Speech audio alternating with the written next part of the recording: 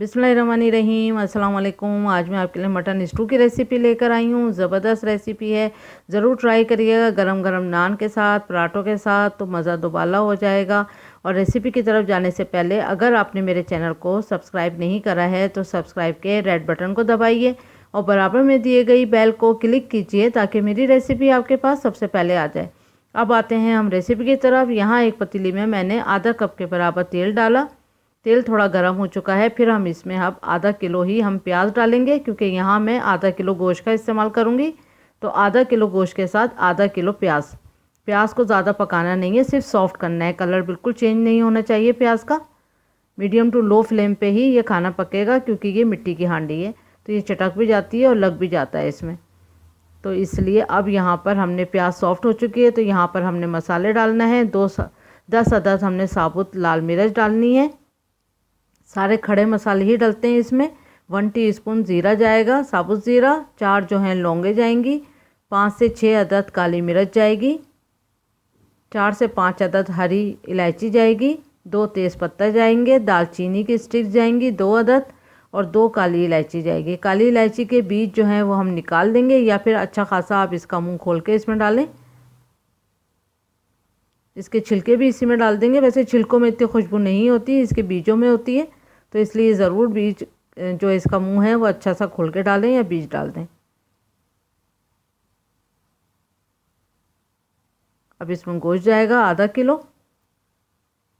आप 600 और 700 भी प्याज ले सकते हैं, लेकिन यहाँ पर मैं बिल्कुल इक्वल साइज उसकी नाप में मैं आपको बता रही हूँ कि प्याज भी और गोश्त भी आधा आधा किलो है। पानी जाएगा तकरीबन बस आधा कप के बराबर। नमक डाल देंगे इसमें 1 टीस्पून।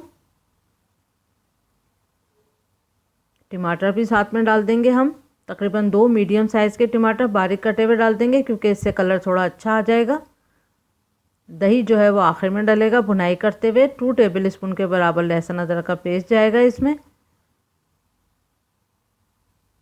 इन सब चीज़ों को आपस में मिक्स कर देते हैं और मिक्स करने के बाद मीडियम टू लो फ्लेम पे हमने इसको गोश्त के गल जाने तक और प्याज के गल जाने तक इसको पकाते हैं।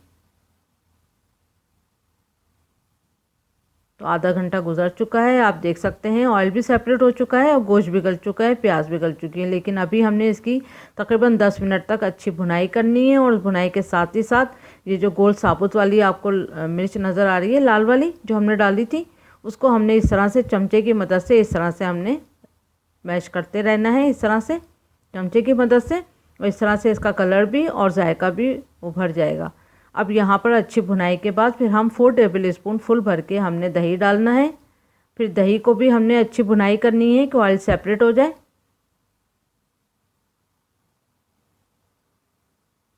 मीडियम टू लो ही आंच पे इसकी कुकिंग होगी बस।